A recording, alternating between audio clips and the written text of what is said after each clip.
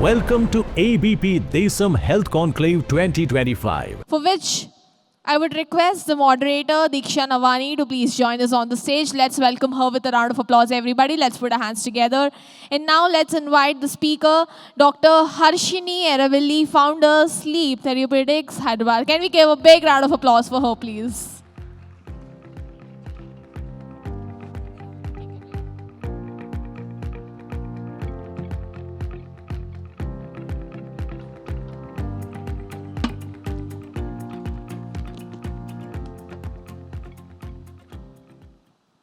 Check. Well, very good afternoon, everybody.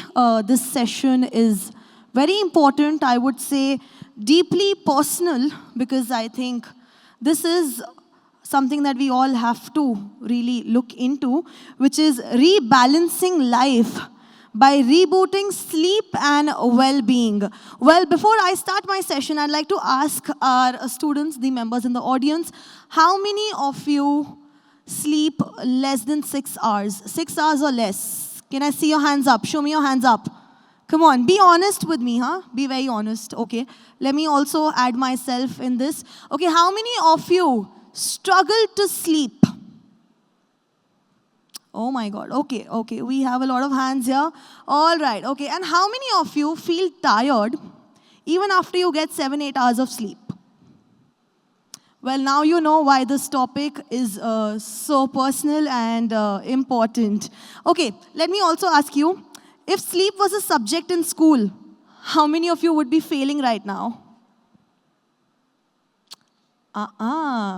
Only you would be failing, nobody else. If sleep was a subject, how many of you would be failing? All the hands that went for less than 6 hours of sleep, struggling to sleep. Where are you guys? Okay, all right. How many of you use apps for sleep tracking?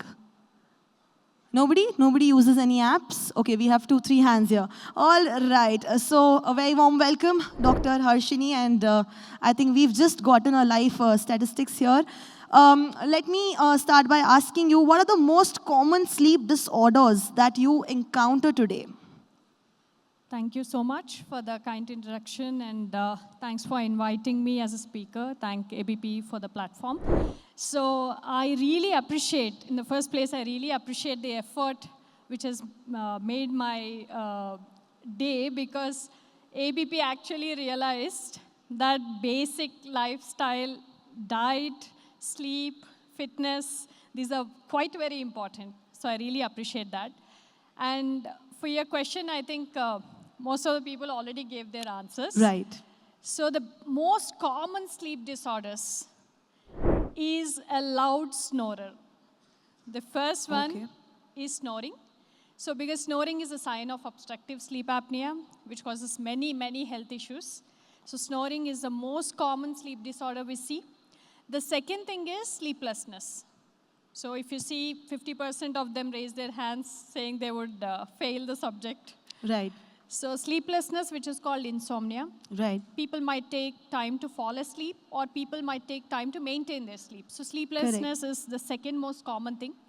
And there are so many other things like sleepwalking, sleep talking, shouting and screaming in sleep. Some people, they just get up from their sleep and try to hit their partner, or otherwise hit themselves to the wall, so without their knowledge. So this is all called REM sleep behavior disorders. Okay. So we call this parasomnias. Right. So when more than half of the world is actually suffering from sleeplessness, there's other part to it where people do suffer with excessive sleepiness. So they sleep at night also, they sleep in the daytime also. So there's so many accidents. So that is also unhealthy, right? Right, of course. These latest, there's a study which came up which says that more than 9 hours of sleep is much more dangerous than lack of sleep. Okay. So even there are conditions like narcolepsy and idiopathic hypersomnia where patients do fall asleep for more number of hours. So these are all the sleep disorders which we keep seeing. So Dr. Harshini, you've just mentioned so many different sleep disorders. Now tell me something, out of all of these, how many of you do you think are impacted due to the current lifestyle? I would contribute almost 80%. Okay. So I'm sure that's a lot, but actually 80% of them. So just now a good talk by the dietitian and fitness coach has been done. Right. So obesity is a silent epidemic. So because of obesity, the snoring and sleep apnea increases. Because of stress, lifestyle issues, and also bad food, so watching screens. So all this is actually disrupting sleep, and that is causing sleeplessness. A lot of hormonal imbalances these days. True. Even that is causing sleep issues. Yes. In fact, I think even PCOS, PCOD is one reason because of this, because of the sleeplessness issues and the hormonal changes that happen due to lack of sleep, right? Correct. So actually, it's like a cycle. Okay. So because there's no good food or good nutrition, because there's a lack of sleep and the lack of fitness. So this is causing hormonal imbalance. And because there's hormonal imbalance, again, the sleep is getting affected. So once you fall in this cycle, it's very hard to come out. Right, okay. So you've just mentioned about this cycle and you said how hard it is to come out. But if you'd had to advise something to do that, which all of us can follow, me included, because I also struggle, falling asleep at night. So how do we break that cycle? What are the lifestyle changes that we should, bring in to actually, get proper sleep and break this cycle? So that's a very good question, and that's very important these days. Yes. Because there are so many people who don't follow good principles of sleep, and that we call as sleep hygiene. Okay. So there are few golden rules in sleep hygiene. One, it starts with the morning. So generally people think sleep is all about night, but it starts with the morning. Okay. So as soon as we wake up, we need to get 10 to 15 minutes of sunlight exposure. That too, anytime before 10 a.m.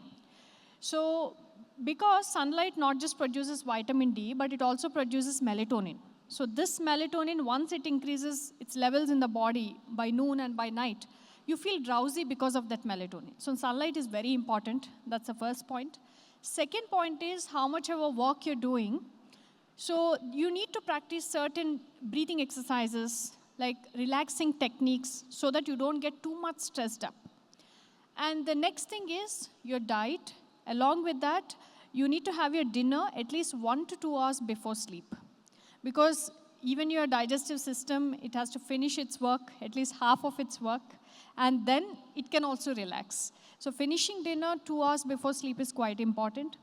And most important thing is avoiding screens 1 hour before sleep. I was just about to ask that. So because from screens, there's a blue light which is being emitted. And Right. this blue light actually cuts down the melatonin. And someone who is watching screens all the time, they'll not be able to fall asleep. True. And the next thing is, before sleeping, you can practice again deep breathing exercise to avoid the thoughts which are being carried from the morning. So you might be in a busy, hectic schedule. For the next day, you might be planning only when the lights are off. Correct. But you need to relax when you're sleeping. So many people think that I'm too tired so I can get a good sleep. It's not like that. True. You need to relax before you sleep. And your environment in the bedroom should be very good. Whether it's light, sound, so all these things, a pleasant environment should be there while sleeping. So these are all the sleep hygiene rules which everyone should follow to Right. have a good sleep. Totally agreed. So adding to what you just mentioned, you've talking about screen time. But even if we just skip the screen time before sleep, and if there's somebody who still cannot sleep because, they have some thoughts running in mind, or it can be due to stress, or, something like that. So do you have a message or a solution to it? Correct. So we should never ignore disorders while following sleep hygiene. Okay. So if you're following sleep hygiene and if your lifestyle is good, so in spite of having a stressful lifestyle, you should get a good sleep. Right. If you're not getting that, that means something is wrong with your body. So a bad sleep, onset issues, or snoring, or waking up middle of the night, or even if you're getting 8 to 9 hours of sleep at night and still you're feeling tired in the daytime. Lethargic. Yes, lethargic and unable to concentrate, focus. Right. So when all these things are there, that's your quality of sleep is less. I was just coming there next. You've just told us how the quality of sleep impacts on our physical health. But does that also impact on the mental health in short term as well as long term? 100% it impacts. So it's again a two-way thing. Mental health Okay. issues, they'll impact sleep, and Right. sleep also will impact mental health issues. Like, see, what happens in sleep is your body completely relaxes, restores, and rejuvenates. So when this is there, even your brain, mind, along with your soul, so everything takes rest. Correct. So when that is not of good duration or not of good quality, or any physical sleep health issues, mental health issues are there, then it's going to trigger them. So if there is a lack of sleep, the short-term consequences is immediately only your concentration levels, focus levels are affected. Your emotional hue will be seen. So anger spikes, crying spells, so these can be seen, and irritability. So a lot of people become irritable when they don't sleep well. So for the Absolutely. next few weeks, we can see some exaggeration of symptoms, which could be genetic also. Sometimes Right. some people can carry genes of mental health issues like Correct. schizophrenia and all. True. That can be exaggerated. True. On a longer period of time, it definitely affects on their mental health by creating depression, anxiety. And people consider it as anxiety disorder rather than sleep effect. Understood. This is definitely a point to be noted, ladies and gentlemen, boys and girls, everybody here.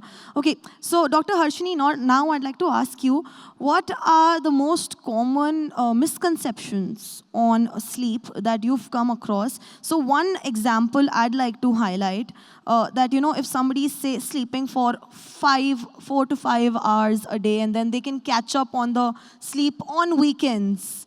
We tend to hear that, and because we all have tight schedules and deadlines, we tend to do that a lot as well. So what are such misconceptions that you've come across? And please tell us about these myths. Yeah, that's a great question, because every day I hear at least 5 to 6 myths from my patients. Correct. So the top one is this. Right. And people think, I can sleep 3 hours, then I can get up, do my work, again sleep. And somehow people feel that exercise is also more important than sleep. So point number one is, sleep is not a luxury. It is an essential.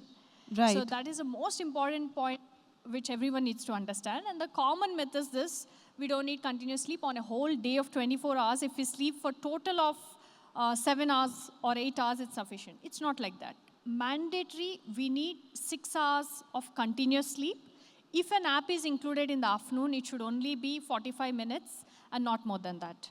So plus 1 or 2 hours is a subjective interest. So Right. somebody cannot, they cannot function with 6 hours of sleep. They might require 8 hours. So for an adult, it is 6 to 8 hours of continuous quality sleep along with a daytime nap of 45 minutes if it is required for them.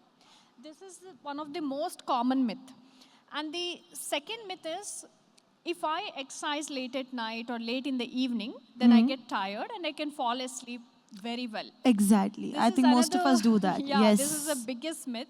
So if you are exercising in the evening, late evenings, after 7 p.m., because when I'm traveling back to my home after my work, then I see a lot of gyms being very active Very rather active. than in the morning. Yes, yes. So that's not at all true, because your dopamine rush, adrenaline rush, so all your chemicals are in a rush so that you are getting into an active state after exercise. So exercise should be done ideally in the morning. If you like doing exercise in the evening or you don't have time in the morning, then you have to do it before 7 p.m. So 7 p.m. is the cutoff point for exercise. Right. And the third myth is, people do consume alcohol to fall asleep. True. So although alcohol has some sedative effects, it does impact our adenosine metabolism, and that's actually going to impair your deep sleep. So somebody who is consuming alcohol for sleep, it's a big red signal. And the final myth is, eat a biryani, have a drink late at night. Or and you'll maybe go even to sleep. lassi, buttermilk for that matter. Yeah, that matter, yes. Keep your stomach full and Right. get a good sleep. So that's another myth. So if your stomach is on a lighter note, then you're going to sleep well. I think one more thing to this is also your sleep time, say from 10 to 6 is same as sleeping at 2 and waking up at 10, or sleeping at 4 and waking up at 12. That is also unhealthy, right?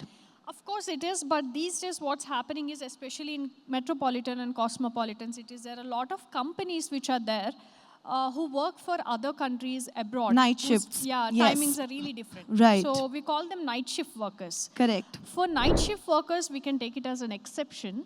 But otherwise, on a general basis, when you're doing your day shifts, it's very much ideal to sleep by 10 or 11 at the max. So after that, plus 6 to 8 hours is the time you need to be in sleep. Right. Yeah. So, Dr. Harshini, is there a relation between sleep and respiratory health? Are they related? Yeah, completely related because, see, I'm a pulmonologist. Right. So basically, I deal with respiratory issues. Then I Correct. did my fellowship in sleep medicine. So 70% of the sleep disorders, they are associated with your airway. So as I said, snoring. So for example, obstructive sleep apnea, which 70% of the sleep disorders contribute to obstructive sleep apnea. In that case, generally what happens is any patient who is suffering from asthma, sinusitis, so they have a blockage in their airway. Correct. Air is not able to pass through the windpipe, and there's no sufficient oxygen to the body. So brain is giving wake-up signals. Because of these arousals, your sleep is getting disturbed and you're having sleep maintenance issues. So this is called obstructive sleep apnea. And now in India or all across the world, 1 in 5 people are suffering from obstructive sleep apnea. Does heavy breathing also come in that? Yes, of course, heavy breathing. But the main symptoms would be snoring, daytime sleepiness, and of course, most of the people are obese. Right.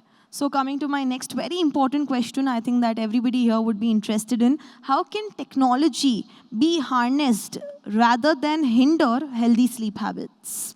Great, again, that's a great question. If I say avoid screens, is it possible? So that is Absolutely not. Primary We question. cannot. True. Yeah. So how do you use technology to sleep?